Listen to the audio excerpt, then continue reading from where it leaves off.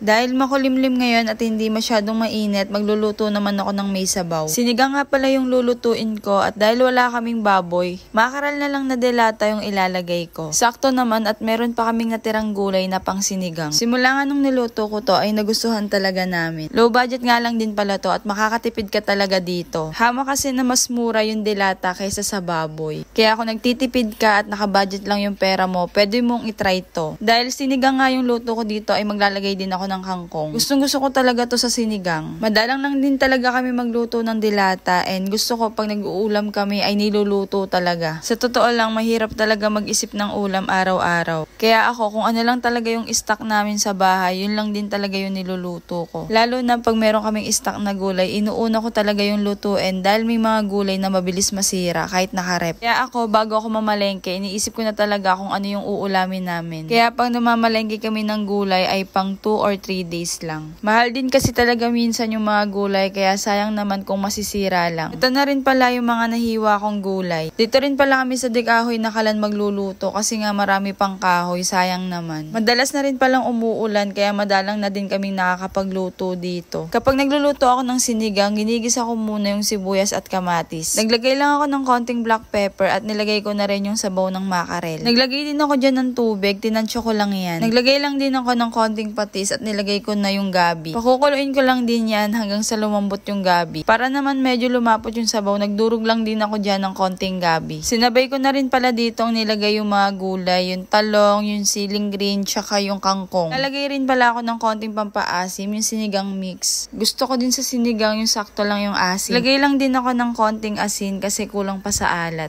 Malakas nga masyado yung apoy kaya na-overcook yung kangkong. Pero kung gusto nyo yung kangkong half cook lang, sa huli nyo na siya ilagay. Huwag nyo siyang isabay sa ibang gulay. Sa huli ko lang din pala nilagay yung makarel, yung isda, para hindi madurog. So, malalaki naman yan, hinati ko lang sa gitna. Ang gusto ko din sa dilata na to ay marami talaga siyang laman. Anyway guys, eto na yung ulam namin, luto na and kakain na kami. So, yun lang muna guys. Thank you for watching.